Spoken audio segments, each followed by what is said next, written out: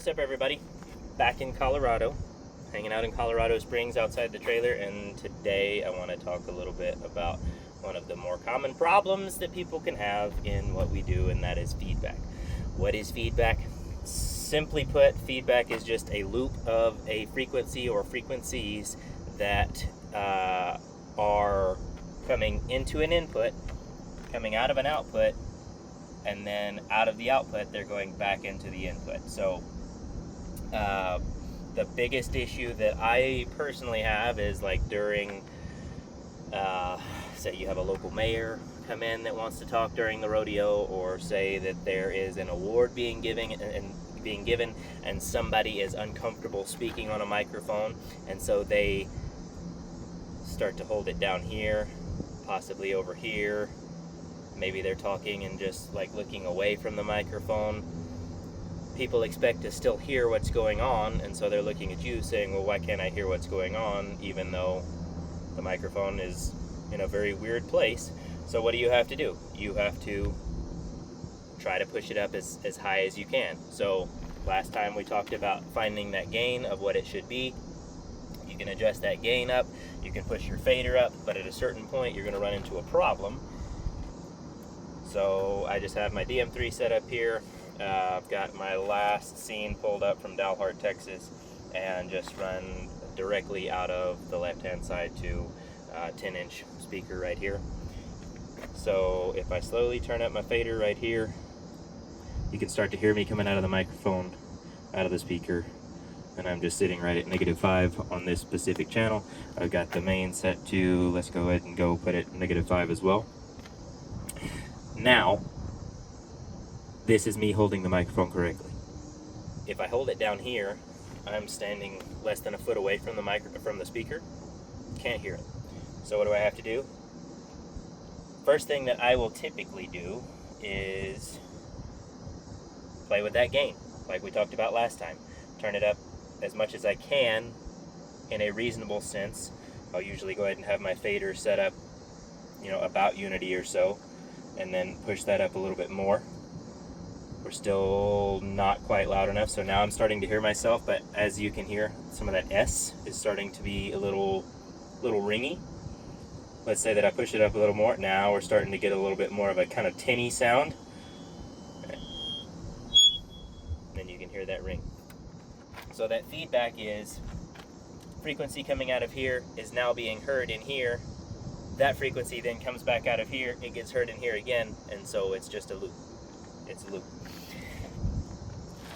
How do we get rid of it? Number one, do your best to have people hold microphones, wear microphones correctly. Most announcers are going to be pretty good about either holding it an inch or two away from their mouth, or possibly even resting it on their chin, resting it on their bottom lip. This is kind of the best way to make sure that it's good. I usually tell if I have an anthem singer, even if I know that it's somebody who knows what they're doing, just so that I can cover my base and say that I did it. I'll hand them the wireless microphone if that's what it is, tell them how to hold it, tell them not to hold it from the bottom because that's where the antenna is, tell them not to cup it at the top because that's going to mess up the way that it sounds, and then tell them hold it, good and close to your mouth and try to keep it consistent. Because the other thing that'll happen there is sometimes people that are singing the anthem want to do this whenever they get louder. Tell them just to hold it here. You can compress the channel, you can ride the fader, do whatever you need to do, but that's going to prevent that extra space there, which allows other sound to come in, i.e. sound from your speaker. And then also, again, the further away it is, the louder you have to try to make it by pushing your level a little bit hotter on your mixer, whatever that is. Then it's going to be louder coming out of here, and if there is that space, then that's when you have that problem. With announcers' microphones, typically it's not as much of a problem. Unfortunately, a lot of times in rodeo we have to put speakers in places that are not ideal, and as opposed to a lot of concert type sound, our announcers or clowns are out in front of the speakers, sometimes right up close to them, so you have to put a speaker stack, right over buck and shoots or right in the corner of an arena where your announcer is going to go ride and hang out. not really much you can do about it. Just try to make the best of it that you can. So first thing that I will do, always try to set your gain appropriately in a more theoretical type sense. So what we talked about last time, trying to get it to where you're at that negative 18 on a digital mixer, you're at 0, tickling the 0, as Jeff Lee likes to say, on an analog mixer, and then playing with your volume from there. If for some reason you start to have a problem with feedback at that point, you can potentially turn down your gain a little bit and push your fader up a little bit higher. Sometimes that can help just because it makes it a little less sensitive. But the other thing that you can do is from a equalization standpoint, try to find out where that frequency is coming from. So with equalization, I'll usually cut out the low end, just because a lot of that's going to be kind of muddy, garbled, not sounding good type stuff. That'll give you that weird pop noise whenever you're holding a microphone. So try to cut that out, and then try to cut out the air on the high end so that you can cut out a lot of the frequency issues with feedback that you'll have, which most of the time for me it's going to be on the high end. You certainly can have it kind of in the mid-range or the low range, depending on who it is talking, what frequencies are coming out of their voice, where they're standing as opposed to this in relation to the speakers, I guess you'd say.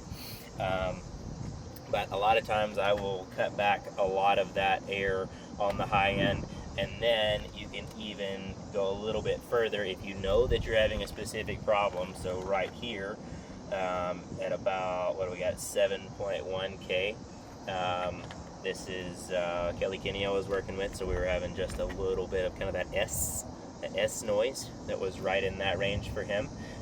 So I just cut out just a little bit of that sliver there.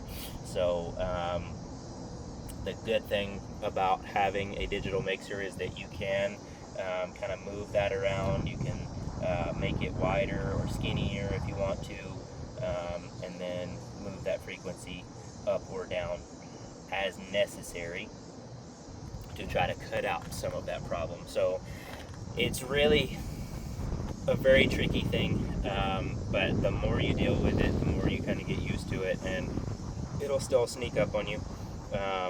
And sometimes you'll just be in those situations where you can't quite get it to be what you want. And so from either a gain standpoint or an equalization standpoint, it's not going to be ideal, but rarely are things ideal in the world of rodeo sound. So always just do your best to make it sound as good as you can, and remember that even if it does sound possibly just a little bit muddy or not quite as loud as it should be, it's always going to sound better than a screaming feedback loop problem. So hope that was somewhat helpful.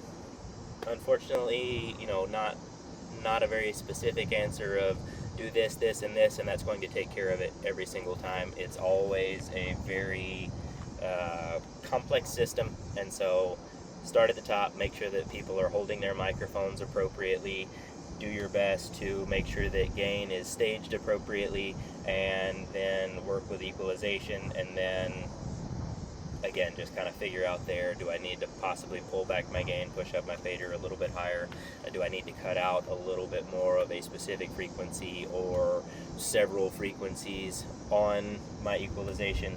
And then old school way of kind of dealing with things was always just have your clown or announcer avoid specific areas. That's kind of your cheap and easy way, but unfortunately, again, not an ideal scenario, because a lot of times that's places where they either have to go or would like to go to make the show better. So work with what you got, do the best you can, and hopefully you can make it sound good.